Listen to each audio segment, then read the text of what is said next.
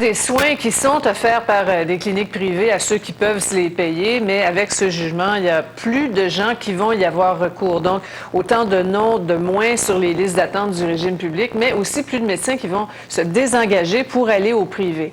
Un cercle vicieux que le gouvernement Charest devra analyser avant de décider quelle suite il va donner au jugement. Maryse Gagnon. Le petit compromis que j'ai donné, ça fait du bien? Oui. Hélène Vincent n'en pouvait plus. Ses deux genoux la faisaient terriblement souffrir. Elle souhaitait une chirurgie le plus rapidement possible. Elle s'est donc tournée vers le privé. Combien ça vous a coûté? Ça m'a coûté 15 000. 15 000 $ qu'elle a payé de sa poche, parce que les assurances personnelles ne couvrent pas ce genre de chirurgie. Les personnes qui ont l'argent pour payer, là, comme moi, là, je l'avais, là, bien, c'est automatique que je libère des places au public. C'est le docteur Nicolas Duval qui l'a opéré. Il s'est désaffilié du système public il y a 3 ans. Liste d'attente trop longue. Normalement, j'opère à peu près une quinzaine de patients par semaine, donc à peu près 400 patients par année, par rapport à quand j'étais dans le système public où généralement j'opérais 3 ou 4 patients par semaine. Et si les assurances personnelles devaient couvrir les soins médicaux, la demande sera forcément plus grande, ce qui veut dire plus de médecins au privé. Le nombre de médecins qui sont prêts à donner des services en privé, à ce moment-là, va probablement grandir de façon parallèle. C'est là, à ce moment-là, qu'il va falloir que le gouvernement décide qu'est-ce qu'il veut que se développe comme médecine parallèle. Dale Turbin est venu de Vancouver pour être opéré par le docteur Duval. 18 000 $ pour une opération à la hanche, c'est mieux qu'une attente d'1 an et demi à Vancouver, dit-il. Mais ce sera encore mieux si nous étions couverts par les assurances. Obviously, it shouldn't be done at the expense of less fortunate people. Mais il ne faudrait pas, dit-il, que les moins fortunés en souffrent. Ça peut évidemment porter un certain préjudice, mais d'un autre côté, s'il y a beaucoup de gens qui vont se faire soigner dans le privé, bien, au lieu d'avoir des temps d'attente inacceptables dans le système public, ça va peut-être permettre d'améliorer le système public. Si j'avais attendu plus l'année prochaine, mes genoux, là, c'était... Tout un débat. Les compagnies d'assurance étudieront le jugement avant de réagir. Maryse Gagnon, TVA, Montréal. Puisqu'on parle de santé, le ministère de la Santé a dévoilé aujourd'hui son 3e rapport sur l'évolution des infections au Clostridium difficile dans les hôpitaux. Et pour la première fois, on nous donne le nombre de décès liés à la bactérie. On parle de 500. C'est tragique, mais c'est quand même moins que les 600 ou même 700 dont on a déjà parlé. Harold Gagné. Lise Langlois était loin de se douter qu'elle allait mourir lorsqu'elle s'est rendue à l'hôpital Charlemagne de Longueuil le 30 août l'an dernier. Sa fille qui l'accompagnait à l'urgence raconte qu'elle avait des nausées. Il pensait que c'était son gros intestin, le côlon, qui avait une occlusion. L'opération s'est bien déroulée, mais quelques jours plus tard, le 10 septembre, la femme de 56 ans est morte après avoir souffert de diarrhée. On a su que c'était le C difficile, mais on nous a jamais dit des précautions à prendre. Entre les mois d'août et décembre 2004, il y a eu 1812 cas d'infection au Clostridium difficile dans les hôpitaux du Québec. 71 personnes sont mortes à cause de la bactérie. On peut en ajouter au moins 94 autres qui souffraient de maladies graves et dont la mort a pu être provoquée par le C difficile. Sur une période d'1 an, dit ce médecin, c'est près de 500 patients qui seraient décédés. Pour les causes directes, en extrapolant, c'est 230. Si on met les associés, ben c'est un autre 4 %, ça veut dire un autre 230 personnes qui décèdent. Mais la lutte engagée par le ministère de la Santé en août 2004 commence à porter fruit. Les cas d'infection ont diminué de 17 % dans les hôpitaux de la province l'hiver dernier et de 40 % à Montréal. Mais certains centres hospitaliers ont plus de problèmes que les autres, notamment Maisonneuve-Rosemont, qui a enregistré jusqu'à 57 cas en 1 mois. Il reste encore du personnel à former, des lavabos à installer, des consignes de propreté à respecter. Ce spécialiste en droit médical a analysé 150 dossiers de patients. Il songe à déposer un recours collectif. À partir de 2002, l'information a commencé à filtrer de façon très précise. La loi avait des mécanismes d'ailleurs qui permettaient que l'information se passe. L'information ne s'est pas passée. On était extrêmement passifs tout le temps. J'aurais su qu'à cet hôpital-là, qu'il y avait des cas de C difficile, on le saurait, on sera en mesure de choisir notre hôpital. Peut-être qu'aujourd'hui, on sera encore en vie. Le ministre Philippe Couillard présentera maintenant, d'ici la fin du mois de juin, un rapport, le rapport Aucoin, qui devrait nous dire si le gouvernement est intervenu assez rapidement pour éviter la propagation du C difficile. Harold Gagné, TVA, Montréal. Plus tard dans ce TVA, 22h. Ça y est, la fièvre du Grand Prix commence à se faire sentir à Montréal. L'ex-ministre André Boisclair aura beaucoup de pression pour se porter candidat à la direction du Parti québécois. À la lumière de ce que mon collègue Paul Larocque a appris aujourd'hui, M. Boisclair semble surtout l'homme des anti-marois. En tout cas, la course à la succession de Bernard Landry se dessine très rapidement. Bonsoir, Paul. Oui, bonsoir Sophie. Les choses bougent vite, en effet, au Parti québécois. En fait, il y a un phénomène qui commence à se développer à l'intérieur du parti. Un front anti-Pauline Marois, si on veut. Et dans ce scénario-là, disons que la cote d'André Boisclair prend de plus en plus de valeur. En fait, il y a plusieurs députés péquistes à TVA qui ont carrément réclamé, presque imploré qu'André Boisclair change ses décisions de carrière et se lance dans cette course, étant, à leur avis, le seul vrai candidat du renouveau. Personnellement, je suis derrière M. Boisclair à 100 000 à l'heure. Ça y est, le mouvement pro-Boisclair est lancé, initié par celui qui lui a succédé d'Angouin, Nicolas Girard. Il allie jeunesse et expérience, puis on pense qu'il est un excellent leader pour amener une nouvelle génération de souverainistes au Parti québécois. André Boisclair est à Harvard aujourd'hui et recevoir son diplôme de maîtrise en administration publique. Lui qui veut ensuite aller travailler dans le monde des affaires à Toronto. Mais dans le caucus péquiste, certains veulent le voir à Québec, tout de suite. Plusieurs élus qui ont communiqué avec M. Boisclair au cours des plusieurs élus. Oui. En effet, ses appuis augmentent de jour en jour. La dernière en ligne, Rita Diode-Marsollet du comté de Rosemont. Avec l'âge qu'il a et avec l'image qui se dégage de ce jeune homme, je crois qu'il se doit d'être dans la course. André Boisclair n'a pas le choix, pensez-vous? Je pense qu'il n'a pas le choix, et c'est ce que je lui ai dit. Et puis cette autre rumeur voulant que Bernard Landry réfléchisse et revienne sur sa décision et plonge dans la course qu'il a lui-même déclenchée. Un député très proche de Landry, Claude Boucher, affirme que cela est sérieux. Je le connais très bien, M. Landry. J'ai senti dans le fond de lui qu'il avait le goût. J'ai senti ça. Mais il m'a dit que lui, officiellement, est en réflexion. Présent à l'Assemblée nationale aujourd'hui, Jacques Parizeau, lui, n'a pas voulu commenter tous ces événements au PQ, sauf cette hypothèse du retour de Bernard Landry qui lui semble invraisemblable. M. Landry a pris sa décision, et puis, ce que je voulais dire aujourd'hui, c'est que je me joins aux hommages qui lui sont rendus à juste titre. Voyez-vous la possibilité de son retour? Cela, d'autre part, vous pensez tout de même pas que je vais commenter une chose comme ça, oui? C'est pas mon genre. C'est clair que si Pauline Marois reste la seule prétendante sérieuse dans la course, Bernard Landry pourrait alors y penser sérieusement. Mais pour l'instant, c'est le courant pro-Boisclair qui prend de l'ampleur. L'enfant prodigue allé parfaire ses connaissances à l'étranger pour être celui derrière qui se rangent tous ceux dans le PQ, surtout le clan Landry, qui espère tout mettre en œuvre pour bloquer la candidature de Pauline Marois. Ici Paul Larocque, TVA, à Québec. Vous vous souvenez quand Nathalie Simard a accordé une entrevue à Paul Arcan, plusieurs se demandaient si Guy Cloutier l'avait regardé. Eh bien, il en a clairement entendu parler et ça l'a fait réfléchir.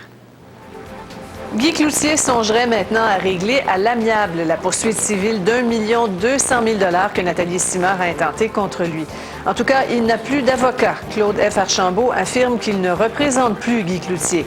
Il se préparait à contre-interroger Mme Simard quand son client aurait décidé de ne pas la forcer à vivre cette procédure. Les syndiqués du complexe Jonquière d'Alcan ont dit non à l'employeur. Alcan veut abolir 330 postes et proposait de prolonger le contrat de travail de 5 ans. Tout ça en échange du projet de cogénération qui permettrait de réduire les coûts de production, mais sans garantir l'avenir de l'usine Vaudreuil. On recherchait un plan de survie de Vaudreuil et on nous a offert un plan de fermeture. Malgré tout, le syndicat se dit toujours prêt à faire des concessions et la direction à reprendre le dialogue. La route 175 dans la réserve faunique des Laurentides. On la sait dangereuse et bien loin de toute habitation. Mais saviez-vous que les quelques téléphones qu'on y trouve ne permettent même pas de joindre le service 911? Votre appel d'urgence ne peut être complété tel que signalé. Le numéro d'urgence de la Sûreté du Québec ne fonctionne pas non plus, à moins de posséder une carte d'appel. C'est notre reporter qui a pris la nouvelle à la SQ qui a demandé des explications à Bell. En attendant la réponse, sachez que vous pouvez au moins composer le 0 pour parler à une téléphoniste.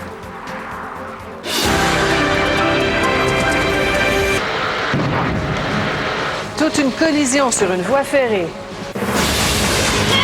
Aznavour se confie à notre reporter Ginette Lorrain et l'humoriste et animateur Patrick Groux sera avec nous sur le plateau. On vous avait parlé de cette dame à la marchette attaquée sauvagement l'hiver dernier. Elle avait été battue et poignardée plusieurs fois par 4 jeunes voyous. Un 3e agresseur a reçu sa sentence, 12 mois de mise sous garde. Joël Goulet. Oui, alors, et en l'absence d'enfants et de conjoints, ce seront les frères et sœurs, les parents. Et en l'absence de ces gens-là, on devra remonter jusqu'à 8 degrés dans l'arbre généalogique du défunt pour retracer les héritiers. Quelquefois, on a des situations bien surprenantes. Alors, il est toujours très important de faire un testament. Comme dans n'importe quelle affaire civile, nous avons la possibilité d'obtenir un jugement, donc avoir satisfaction par adjudication d'un juge, ou par la voie transactionnelle, c'est-à-dire d'obtenir une entente hors de cour. Pour faciliter les choses, et puisque nos clients nous ont donné le mandat, nous avons décidé de régler hors de cour toute cette affaire-là au niveau civil. Mais l'histoire ne devait pas se terminer là. Puisqu'il y avait eu faux testament, c'est donc qu'il y avait des faussaires. Et il fallait les traduire en justice. Jouka Messara est vraiment la seule personne qui a été épinglée dans cette affaire-là. Dans le cas de Messara, il a été accusé. Il y a eu des brèves procédures, mais finalement, il a disparu entre-temps, puis on ne l'a plus jamais revu depuis une dizaine d'années, et personne ne l'a jamais retrouvé. Aucune autre accusation n'a été portée dans cette affaire. On sait que la police avait identifié une dizaine de personnes impliquées dans la fraude. Comment expliquer qu'aucune de ces personnes n'ait été accusée?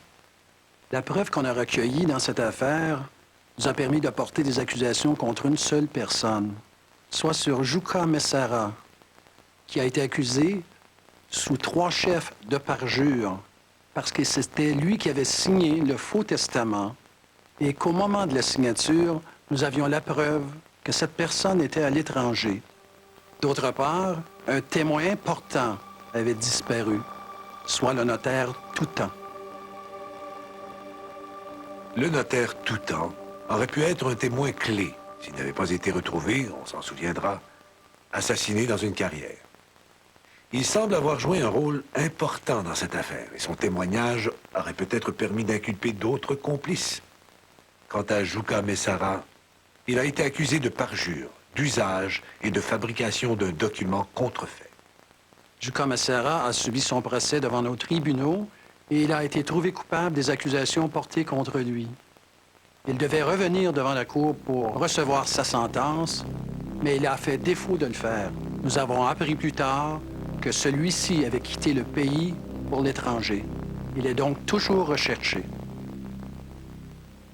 La Fondation Brahms n'existe plus depuis le 25 décembre 1999. La maison de la rue Bloomfield a été vendue 335 000 $. Et la dépouille de Mme Dalbec-Barsalou a réintégré le caveau de la famille au cimetière Côte-des-Neiges. Cette affaire, aux nombreux rebondissements, a été montée par des hommes particulièrement habiles. Il s'en est fallu peu pour qu'ils réussissent à soutirer la fortune de Louise Dalbec-Barsalou. Quand on pense que la dame avait une peur maladive des profiteurs et des voleurs, qu'elle est restée enfermée une grande partie de sa vie dans sa maison de la rue Bloomfield pour ne pas avoir à affronter des gens malhonnêtes, il est ironique de constater que c'est une fois morte qu'elle a failli perdre ce qu'elle avait réussi à protéger de son vivant. Louise Dalbec-Barsalou est associée à ce qui restera dans les annales l'affaire Barsalou. Qu'elle repose enfin en paix.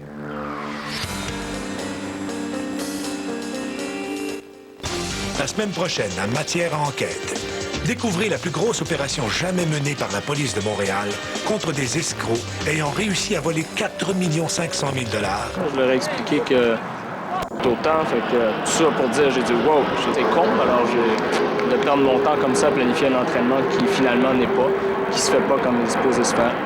Là, j'ai mis ça de côté, puis j'ai organisé un petit match, puis là, je vais les joindre. Les gars, vous allez switcher sur les points.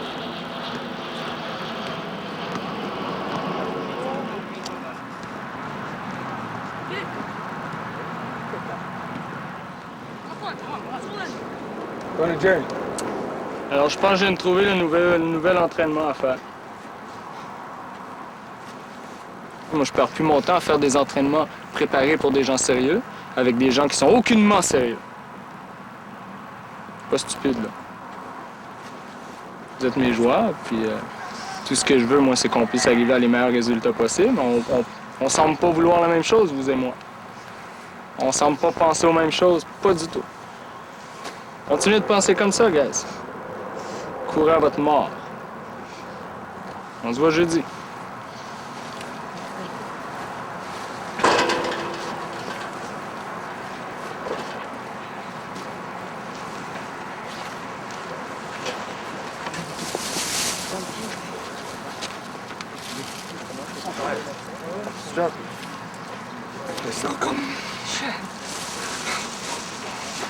Right here. Hit me hard, hit me hard. Sans rien vouloir vous enlever, là, un entraîneur, là, 2-3 heures avant votre entraînement, là, il n'est pas en train de chatter sur Internet, puis il n'est pas en train de s'amuser. Je travaille pour vous. Je travaille pour lui aussi. Je travaille pour vous.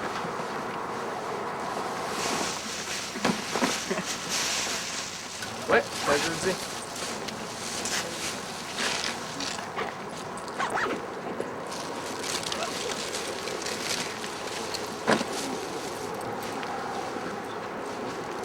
Il faut savoir tracer la juste ligne entre la relation d'amitié et l'entraîneur compréhensif près de ses joueurs. Parce que quand on essaie de créer une relation d'amitié, je pense qu'on perd une bonne partie de respect que l'entraîneur se doit de garder. On s'arrête un instant pour aller s'informer au retour quand rien ne va plus pour l'équipe. Vous étiez une équipe qui était très gagnante. Vous êtes devenu une équipe perdante. J'aime vraiment pas dire le mot parce que c'est un mot qui me passe mal à la gorge, dans la tête, dans les oreilles, qui me passe mal partout, mais je suis d'un autre côté, je suis quelqu'un de réaliste. Des samedis. Le fleuve, dans toute sa beauté, son immensité.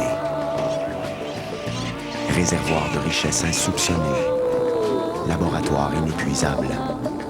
Le fleuve dans toute sa force et sa fragilité.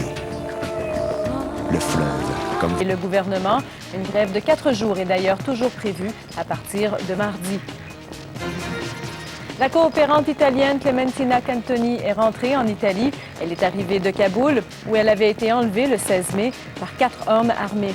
Elle était responsable d'un programme d'aide aux veuves afghanes depuis 2 ans. Toujours aucun verdict au procès de Michael Jackson après une semaine complète de délibération. Les jurys reprendront leur travail lundi.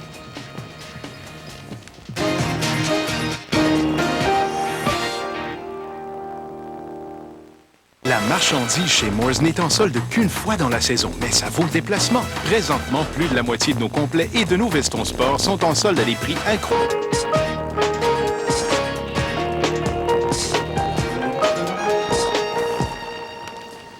Alors, on retourne à la diffusion du reportage Les enfants de la balle et tout de suite après, on se demande comment les couples de cultures différentes arrivent à s'entendre, à se comprendre avec Lucie Pagé, Mohamed Lotfi et Orlando Arriagada. À tout de suite.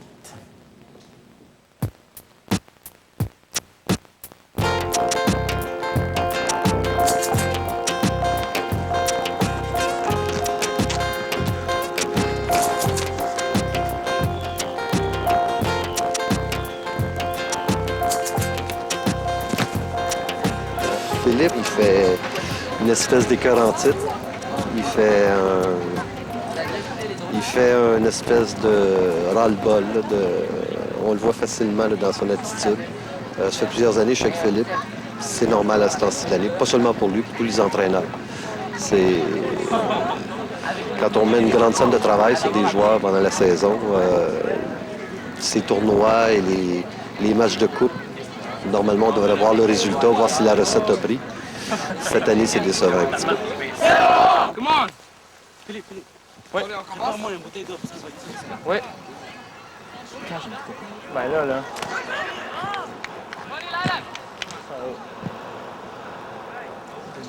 Trouver, là.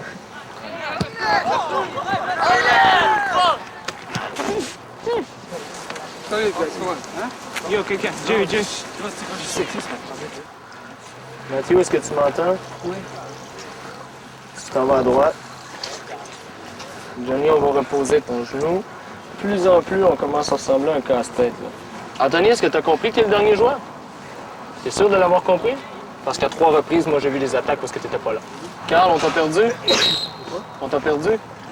Ben oui. Il y en a qui vont me dire son physique. Oui, son physique. Puis celui qui arrête le plus d'adversaires présentement, c'est notre plus petit joueur. Alors j'en ai rien à faire de son physique. Point final. Si vous savez pas comment les arrêter, parlez à Mathieu. Demandez-lui ce qu'il fait. De toute façon, j'ai assez parlé depuis les dernières semaines. C'est à vous. Quoi? OK, guys, rock and roll.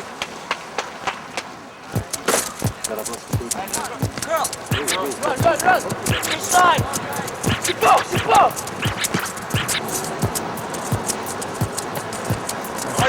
Il laisse ça perd de son nom. C'est rendu bizarre, là, cette équipe-là.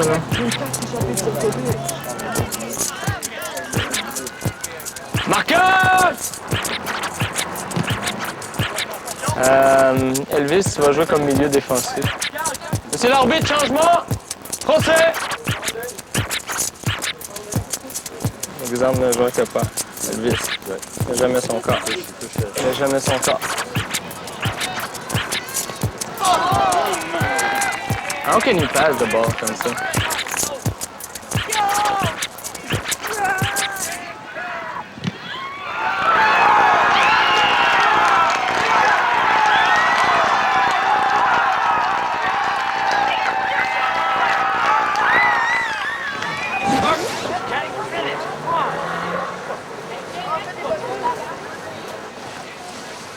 C'est ou bien un début merdique ou bien une fin merdique.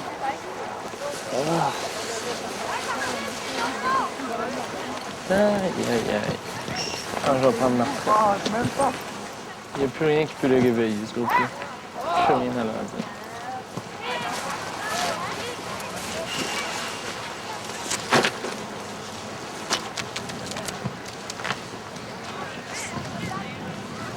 J'ai rien à vous dire. Vous pouvez partir chacun de votre côté. Demain matin, il va falloir partir tôt. Le match est...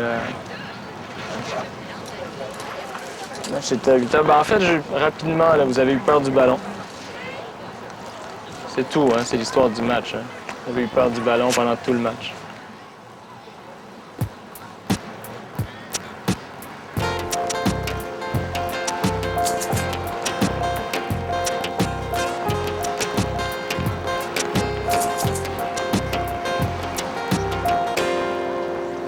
Pas content.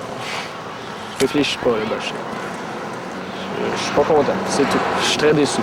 Je suis très déçu. Mon équipe est en... C'est plate à dire, là, on est en chute libre. C'est ça. C'est dommage de voir qu'on investit tant pour obtenir si peu depuis un bout de temps. Faire de si grandes choses pour arriver à des cul-de-sac, puis à des cul-de-sac, puis à des cul-de-sac de façon un peu répétée. Là. C'est assez. Là. Je suis prêt à permettre à un groupe de dire, regarde, OK, on peut pas tout avoir, on peut pas tout gagner, mais à un moment donné, il faut accomplir quelque chose quand on travaille pas. On met le temps, mais les efforts semblent pas être là. Fait que c'est ça. Je suis déçu. Fait qu'on se voit demain. Bye.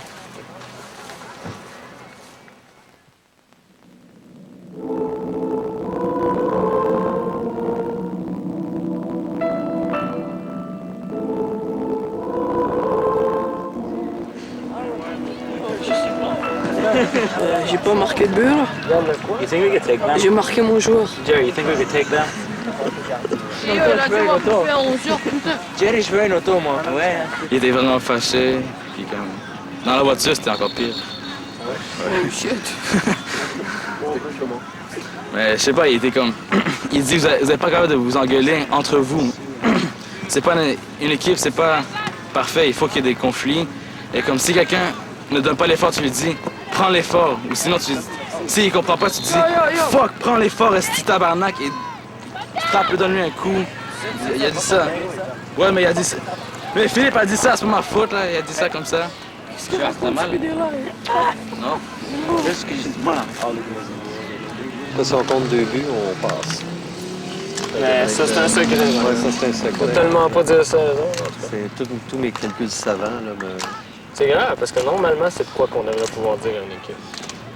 Normalement, là, c'est de quoi qu'on pourrait là, vivre ensemble, dire, regarde, vous avez un avantage de 2 buts, puis on passe en demi-finale. On dirait qu'eux, on peut pas leur dire ça. Si tu leur dis ça, là, ils disent « Ah! Les autres vont faire la job. On est rendu là. Puis on voguait sur du succès pendant... Oui, c'est ça, le succès. Pendant plus d'un an. Là, ils ont gagné le championnat l'an passé. Je pense que c'est ça. À un moment donné, là, ils étaient durs pour connaître des moments durs. Ils ont trop connu de beaux moments bien enveloppés. C'est ça, là, quelque chose de beau, du succès, des trophées, des médailles, des championnats, des applaudissements, des félicitations. Ils oublient le travail qu'il y a en arrière. Ils pensent que c'est quelque chose qui est dû. Exactement. Ils pensent que là, ça se fait tout seul. Ils pensent que ça se fait tout seul, puis ils ont oublié l'intensité qui vient avec ce résultat-là.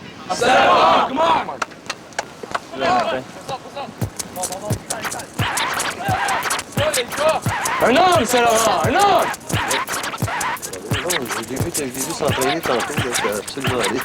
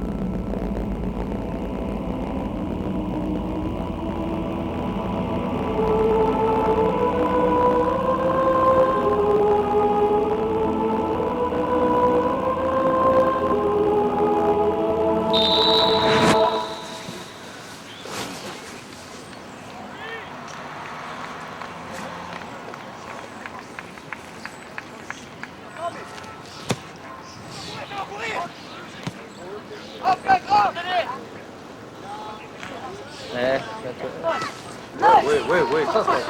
Je veux rien savoir. La descente aux enfers en un été.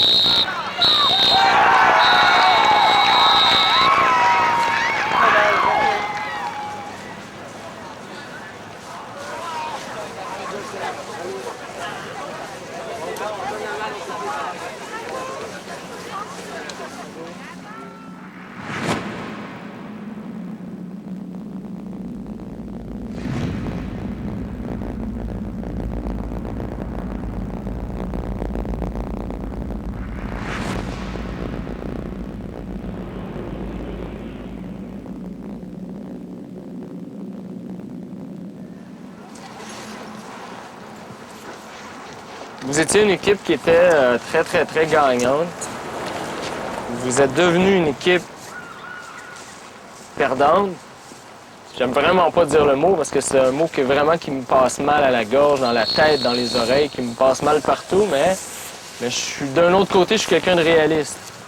Tantôt, Simon, il me dit qu'il faudrait que tu vois les côtés positifs. Tu peux me les nommer? Quand ça vient aux attaquants de la comté, ben ça retourne à la défense. C'est pas la première partie que ça fait ça.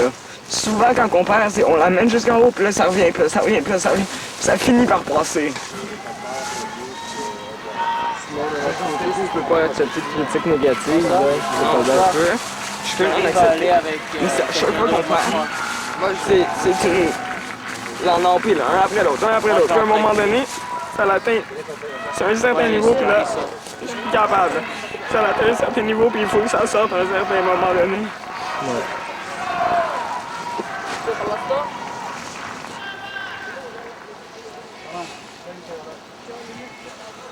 ما حدا عم يعمل اللي لازم يعمله. Personne fait ce qu'il a à faire. Con, c'est ça. On faisait pas ce qu'on avait à faire, personne ne faisait rien.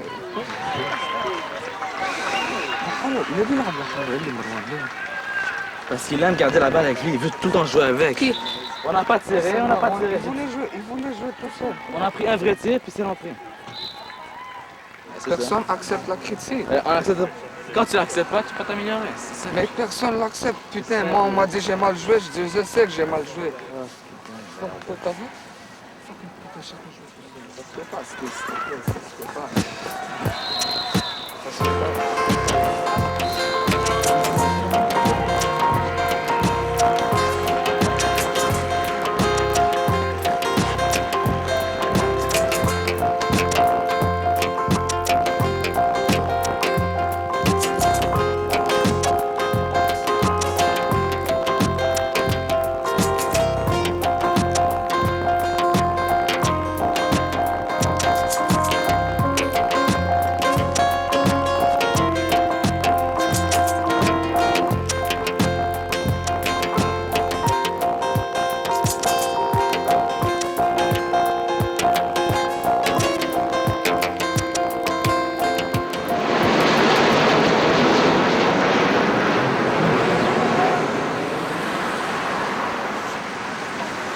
fais là avec Bruce Wayne.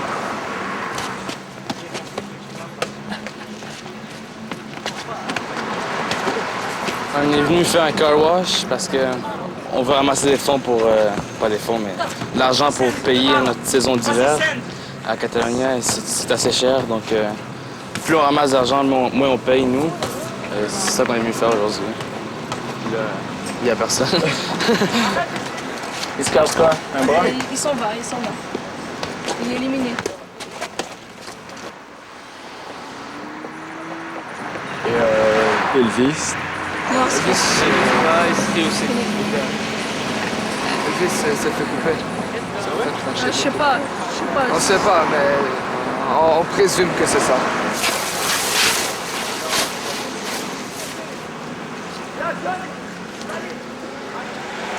Elvis, c'est normal qu'il soit pas là, étant donné qu'il ne fait pas partie des choix que j'ai fait pour l'équipe de l'hiver. Étant donné que l'équipe de l'hiver, on joue à 7 contre 7 au lieu de 11 contre 11, il y a moins de joueurs. On a besoin de moins de joueurs pour faire l'équipe. C'est sûr qu'il y a des places des places de moins, donc il y a des joueurs qui se voient exclus. C'est le côté moins agréable, mais c'est comme ça. Ça fait partie de la vie d'un coach, ça fait partie de la vie d'une équipe. Faire des coupures.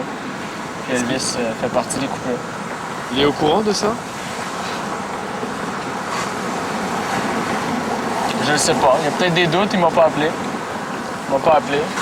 Je voulais lui annoncer ça à l'entraînement de vendredi. Il s'est pas présenté à l'entraînement de vendredi. J'ai pas eu d'appel. J'ai pas eu de nouvelles. J'ai pas eu de message de lui. Alors, je peux pas vraiment dire. S'il est au courant, il y a peut-être des doutes assez forts pour pas se présenter.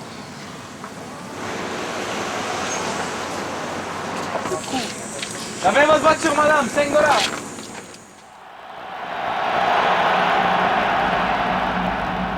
J'ai joué toute ma vie du soccer avec eux. Fait que j'ai pas envie de partir pour le triple A comme ça. Si tu vas pas triple A, tu deviens pas professionnel? Je crois que c'est ça, je sais pas. C'est sûrement ça, parce que l'équipe du Québec, ils s'en vont pas vers des petites équipes du double A. Mais moi, mon rêve, c'est réussir dans mes études. M'amuser et réussir dans mes études.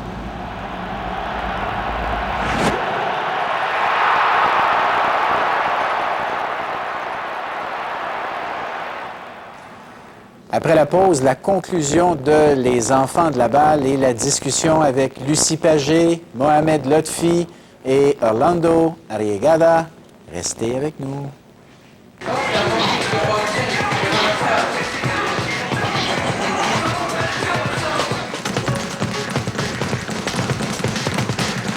Le gouvernement fédéral assure le Québec qu'il ne sera pas pénalisé financièrement à la suite du jugement de la Cour suprême qui ouvre la porte au privé en matière de santé.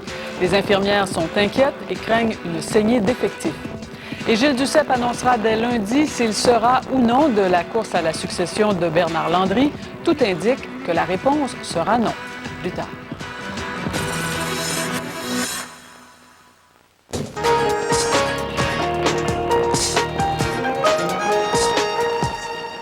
Son père était effondré.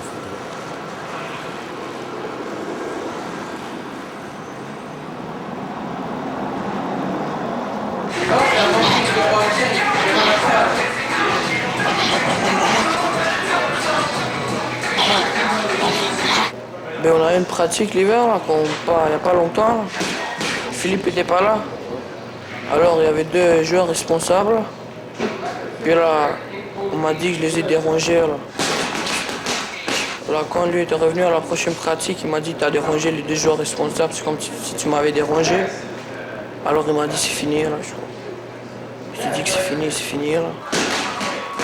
Mais sur le coup, j'étais surpris. Là. Comment ça, il me sort comme ça? Je comprenais pas. Là, quoi. Peut-être que j'ai fait des choses qu'ils ont mal pris, là, mais j'ai pas fait chier là, exprès. Là.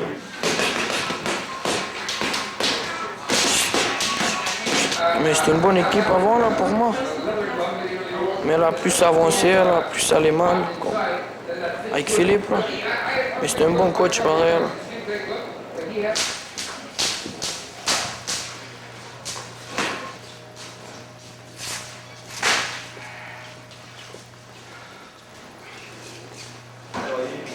petit, là, quand j'avais 12 ans. Là.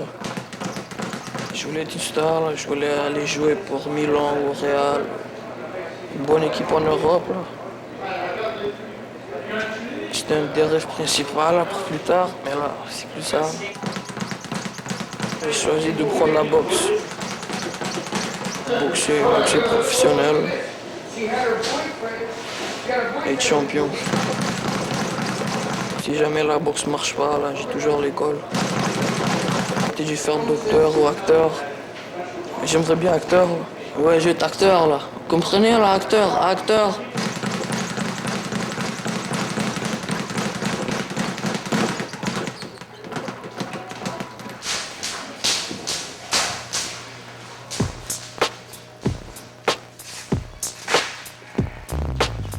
On est sorti de chez nous dans le noir. Pour cette Amérique où c'est l'espoir. À tutoyer la route. Ouais. Voyant mon père suer pour notre croûte. Ces camions qui chargent dans la pénombre. J'ai vu ce chêne devenir le dos voûté par les rêves. En attendant que la peine l'achève. Mon père n'est pas d'ici et je ne suis pas de là-bas. Alors dis-moi, serai-je un jour d'ici? Mon père n'est pas d'ici et je ne suis pas de là-bas. Alors dis-moi, serai-je un jour d'ici? Pieds gelés en plein janvier. Je vois le stade et la foule crier. Une passe, je dribble et puis je shoot. Je prends mon pied, je fais du fou. Aujourd'hui, Elvis, Ariles, Henna. Demain, Pelé, Zidane, Maradona. Des favelas de Rio, eh oh. Des ghettos de Soweto, eh oh. Nous sommes les morveux du tiers-monde. Les as du pied de la balle ronde. Mon panthéon du football, hey, ne rime pas avec Super Bowl. Mon sport est importé. Mon père est importé. De retour avec Lucie, Mohamed et puis Orlando. Mohamed, d'abord, dites-nous, 2 garçons. Oui.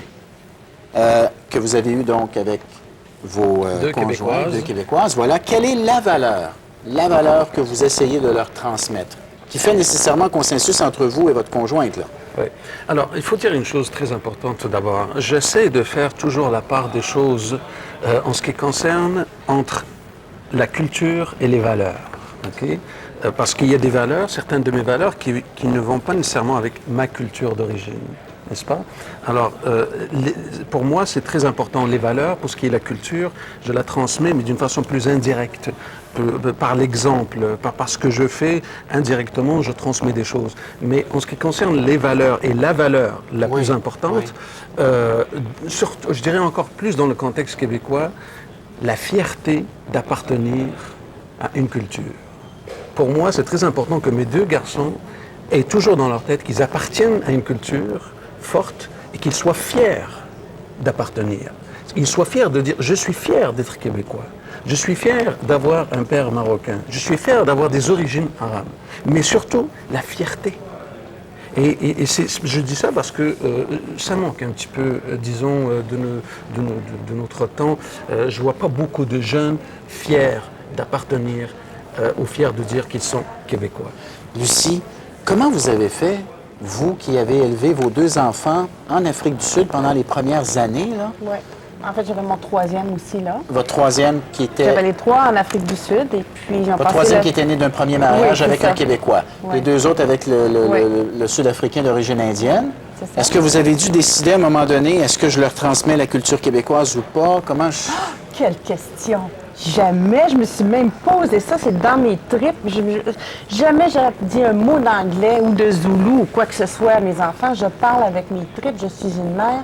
Je parle en québécois, je suis fière d'être québécois. C'est peut-être pas la valeur que je veux leur transmettre. Ils sont fiers d'être québécois, tant mieux, mais ils sont fiers de leur mère, je suis certaine. Les valeurs que mon mari et moi, on leur transmet, c'est des valeurs universelles, intégrité, compassion, respect, honnêteté, principalement, mais aussi la valeur d'être bien éduqué, la valeur du respect de la différence et d'être tolérant envers la différence. Mais jamais je me suis posé la question, est-ce que je vais leur parler en français ou non? Je suis moi, et quand ils sont déménagés au Québec, ils avaient 5 et 7 ans, et Camille et Shanti, et personne ne savait ou même aurait pu s'imaginer qu'ils avaient vécu ailleurs durant toute leur vie. Comment vous avez fait? J'ai juste été moi-même. Je comprends, mais... On parle là. Oui, juste en leur parlant? Français. Juste en leur parlant, mais en cuisinant mes plats. Moi, écoute, dans les décennies 90, les cadeaux de Noël, mais quand on me demandait ce que tu veux, je veux la série La Petite Vie, je veux Harmonium, les tunes québécoises. Des cassettes de Caillou. Caillou ou... Elle me dit pas ça trop fort, ma fille est là, puis elle va dire c'est bébé, là, mais oui. Okay. Dans le style, là, les cassettes de Caillou. Mais c'est. Le sirop d'érable, tant qu'à faire? Ben oui. Ah oui? Ben, vous avez apporté du sirop d'érable en Afrique du Sud? Nous autres, on mange nos crêpes avec du sirop d'érable tous les dimanches matin, mais c'est important d'avoir tout ça. Moi, c'était moi que je leur transmettais. Vous savez, la femme qui est morte cette semaine là, par un grizzly, la québécoise, oui. Eh bien, en caractère gras, sur la première page, c'était la question, mais c'est sûr que la petite Léa, sa fille qui a 5 ans, bon, sa mère n'est plus là, mais c'était qui maintenant va lui transmettre la culture québécoise. Et ça va au-delà de la langue, mais ça commence avec ça, ça commence en parlant de nos émotions. Orlando, vous avez un petit bébé de 10 mois, une petite fille, Carla. Est-ce que vous lui chantez des berceuses en espagnol? Non, je le parle en espagnol le plus souvent possible. Oui, on se parle en espagnol. Moi, j'ai une autre fille de 13 ans. J'ai un fils de 7 ans dans mon premier mariage. Avec une Chilienne, en ce cas-ci, mais la Chilienne est toujours ici, les deux enfants sont toujours ça, ici. Je pense qu'ils sont à la télé, tout le monde est en train de voir l'émission ensemble. En train de vous regarder, là, oui. Oui, on les parle en espagnol au maximum. J'essaie, je fais un effort parce que parfois on va par la facilité de parler en français, parce que c'est plus rapide. Parce que moi, ma relation avec ma copine, c'est en français, c'est pas en espagnol. Oui. Donc, quand je m'adresse à elle, c'est en espagnol, parce que justement, je suis d'accord avec toi, on a, dans notre langue, il y a une sonorité, il y a une musique, on les fait écouter des berceuses en espagnol.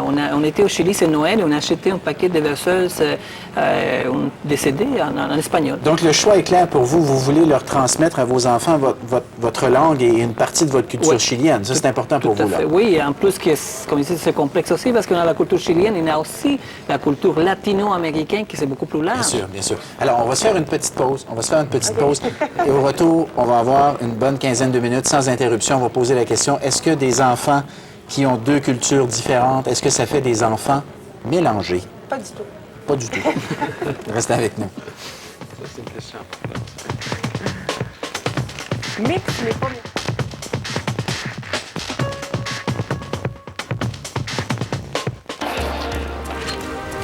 Nelson Mandela.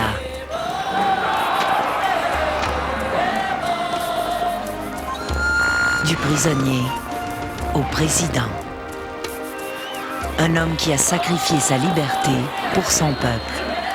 Nelson Mandela, une vie, lundi et mardi 20h, au grand reportage sur RDI. Regardez-moi dans les yeux. L'Espagnol Pedro de la Rosa sur McLaren a inscrit le meilleur temps au deuxième essai libre du Grand Prix de Montréal. Jacques Villeneuve, lui, au volant de sa Sauber, a inscrit le 13e temps. Le smog continue de recouvrir Montréal et le sud du Québec, possiblement jusqu'à dimanche. Environnement Canada a émis un avertissement de chaleur et d'humidité accablante. Le chef du Bloc québécois, Gilles Duceppe, annoncera lundi s'il se porte candidat à la direction du Parti québécois. Mais selon ce qu'a appris Radio-Canada, il aurait décidé de ne pas se présenter et de rester à Ottawa. Vincent Poupard est condamné à la prison à vie pour le meurtre de ses parents commis en novembre 2003. Le jeune homme de Napierville avait plaidé coupable le mois dernier à des accusations de meurtre non prémédité. La première tempête tropicale de l'année, Arlene, s'est formée dans les Caraïbes. Après Cuba, ce sont les États du Sud-Est américain qui se préparent à l'arrivée de la tempête. La Cour supérieure a refusé la demande d'injonction du gouvernement Charest qui voulait forcer le retour au travail des fonctionnaires de la Société de l'assurance automobile. Ces employés sont en grève depuis le 18 mai. Aucun résultat dans les négociations d'aujourd'hui entre les travailleuses syndiquées des CPE et le gouvernement. Une grève de 4 jours est d'ailleurs toujours prévue à partir de mardi. Toujours pas d'entente au sommet des ministres des Finances du G8 à Londres au sujet d'une possible annulation de la dette des pays africains. Et les ministres doivent se revoir tôt demain pour tenter de se mettre d'accord.